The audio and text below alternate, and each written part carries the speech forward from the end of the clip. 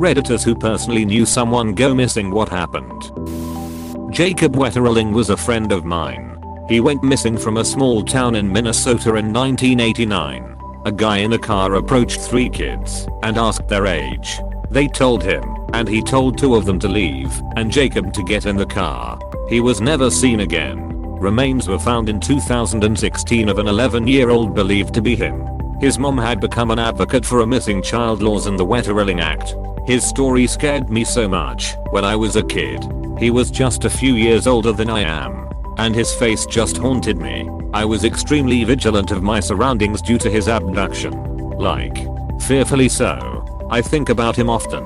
And I wonder if his parents know how many children were safer because of the coverage his story got. I think he lives on in that way because I told my kids about him.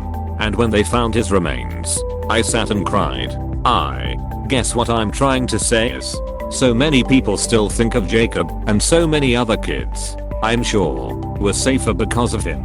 I know myself, a strange woman tried to lure me to her car when I was 13. And it was because of Jacob's story that I had pause. I even ran my little brother and sister through drills on what to do in stranger danger situations because Jacob's disappearance terrified me so much. I'm so glad they found him. Very sorry what you went through, and I'm glad you are safe. But why did you put the quotes around woman? Do you think it was a man in disguise? At first glance, the person behind the wheel appeared to be a woman. When I could see her better, it looked more like a man in a long wig with a sweater on. The voice struck me more as male. I was playing outside with my younger siblings and 3 other young children, and I was the oldest. I scrambled to push the closest kid to me towards the porch and told the others to run. She would asked if we wanted some pizza, said she had some in the car. When I insisted we did not want any, she started talking about a dog. By that time, the kids were running for the porch, and then she took off. It looked like a woman, but my gut said it was a man. It scared the absolute shit out of us. We spent the rest of the day locked inside the trailer. This was a while ago, so apologies in advance if I cannot remember certain things. In middle school, there was this kid in our class. He had anger issues and some type of disability that made it hard for him to talk about how he was feeling. I remember vividly one day, the class was doing something quietly, and the teacher was talking with him. She must have said something to upset him, because he picked up the chair and threw it across the room and stormed out of the classroom. There was another time when I was walking back into the class. I think I was coming back from lunch, and he started punching the metal lockers, then smacking his head against them. Someone either told a teacher or they heard him, because she was quickly removed somewhere for the rest of the day. He was not always mean though. For show and tell, where we needed to take a video about a talent of ours, he did rubric cubes, and the whole class including me asked him to do it in person. It was amazing. One day, we all realized he had not come to school in a while. We did not notice right away because it was normal for him to take off a day or two, but this lasted a week before we realized. After a while of worrying, some kids in our class found out that there was a missing person report for him. There was a lot of gossip during that time, and I do not know most of it. After a year, everyone had forgotten about him, except for the occasional remember when. It was during that point when his body was found washed up from some source of water. I'm not exactly sure where it was. After that, gossip exploded, saying that he ran away, was really kidnapped, and other things. About half a year later, I heard that he was actually held against his will by his mother, and she threw him in some type of water source to get rid of him. I would forgotten all about that, but when asked this question that suddenly came to mind. Oh my god, that poor kid.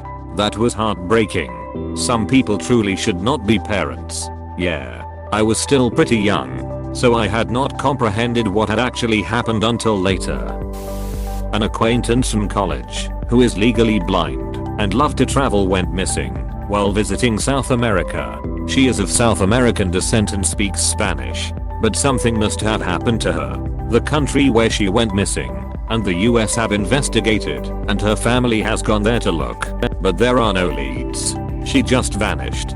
I read about her. There was another traveler who went missing nearby and in similar circumstances, area and same time. Makes me wonder what the deal is with that spot and how safe is it to travel alone. Being Central American, I would say nowhere in the Southern Americas is it safe to travel alone. That's such a shame.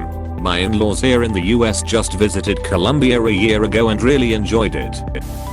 26 years ago this Valentine's Day a friend of mine went missing between checkpoints for the Navy ship he was reporting for duty to. Just vanished. He went through 2 checkpoints and never reached the 3rd. They searched everywhere for him. They even moved all of the ships out of the bay and drug it, but never found even a trace of him. Several years later the Navy declared him dead. His wife was pregnant at the time of his disappearance. His family has been through hell and continued searching for him even after he was declared dead. Truly awful situation. Edit clarified when wife was pregnant. Maybe this is a dumb question, but do you mean checkpoints on the ship? Like from one end to the other? If so, this is the creepiest one on the thread. I think they means he made it through 2 of 3 guard gates, but vanished before the 3rd. Yes, the gates. The professor of Microminology 101 class in college went missing before our final exam. We didn't have to take the final and just ended the class with our current grade. To this day they haven't found him. But I think he is still alive and is trying to not be found. He was too weird of a dude and had too much joy when he would show us pictures of dead bodies. You did not find him. Sounds to me like none of you passed his final.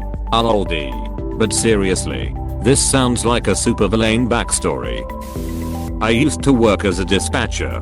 One morning I call one of my techs who is on call to cover overflow that I need him to work that day. He said he was not feeling great. His stomach was off. I told him it was not a huge deal and if he was not feeling well, I could call somebody else. He said no, he would come in and if he did not feel well later he would head home. Sounds good. I send work orders to his phone.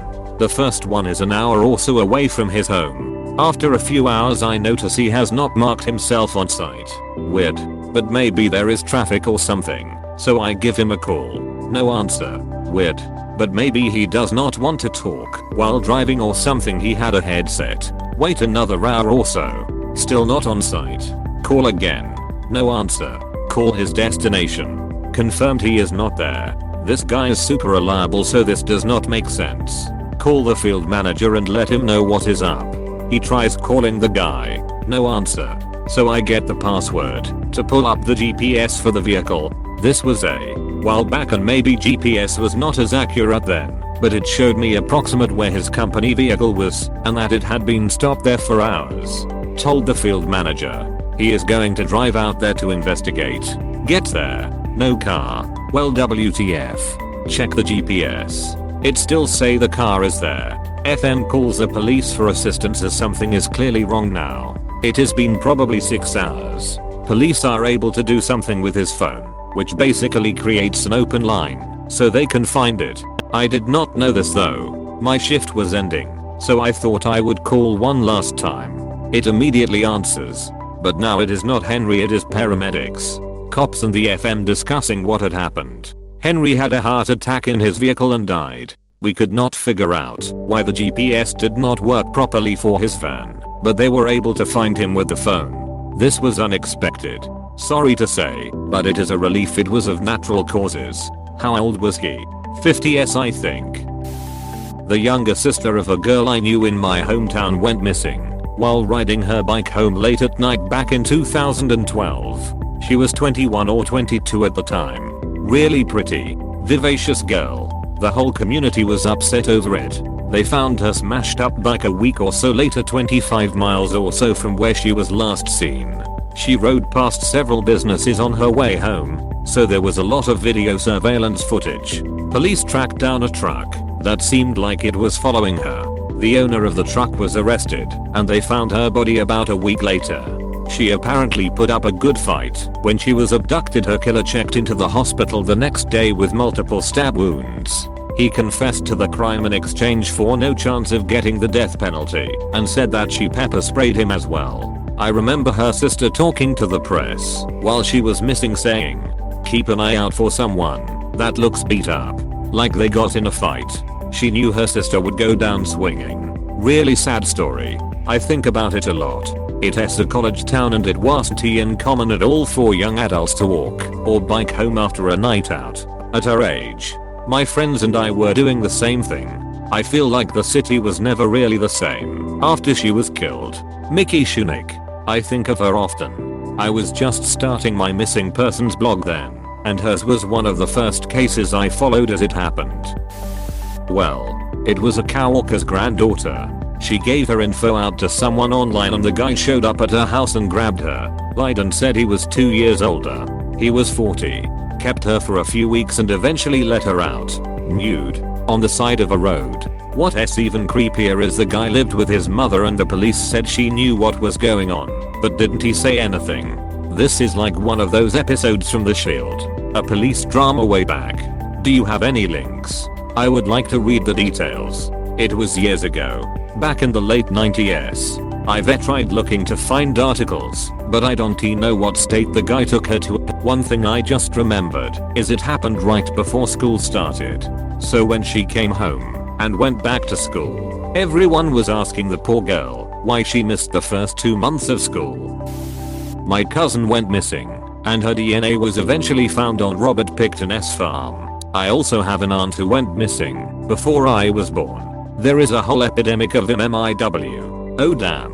I'm so sorry. Picton was truly ducking evil. So are the police who willfully ignore and mishandle reports of missing indigenous women and sex workers. A friend and correctional officer worker of my mom's just did not make it home from work one night. Her car turned up beside a dirt roadway outside town a few weeks later with her purse still in it. This was in the early mid-80s, so there was no cell phone to track. No indication she stopped anywhere with security cameras. She was just gone. Her skeletal remains were found by a hunter in a completely different place from her car about 2 years later. And as far as I know, I'm pretty sure her murder is still unsolved today. Sorry to hear about this. Which place is this? Perry, FL. It is a shitty little paper mill town in the exact geographic middle of ducking nowhere. Mom and her friend both worked at a Thomas potato chip factory that was in town at the time. My dad's from Perry. Still have family there. Definition in the middle of nowhere.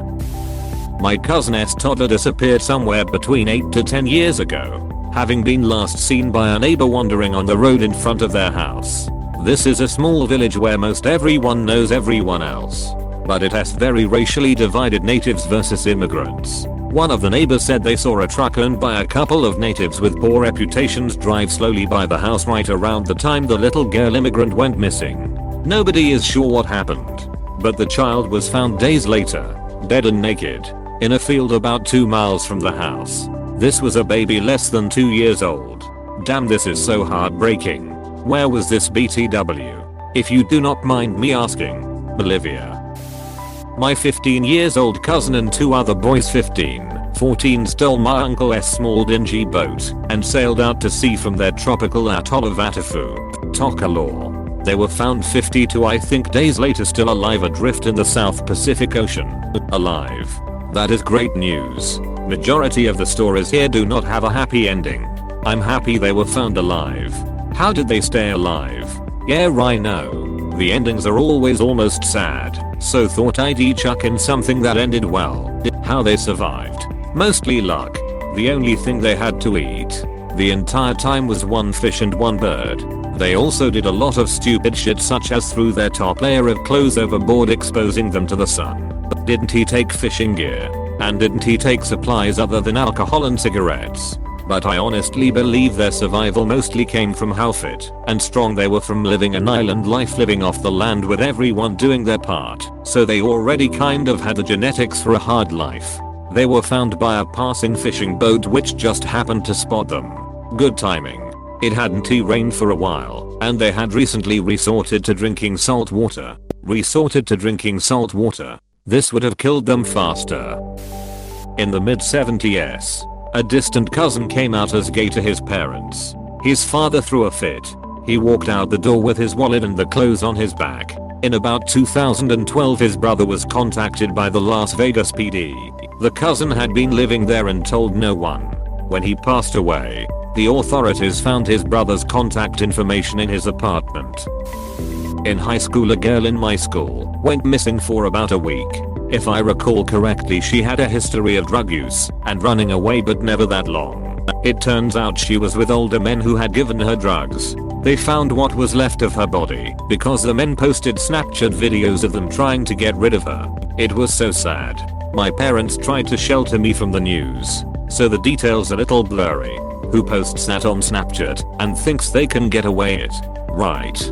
This made me try to find more information, but I guess there was another minor involved, and the main adult suspect died by suicide upon being caught, so there isn't a ton. A friend's daughter went missing when she was 14, but only for a few days.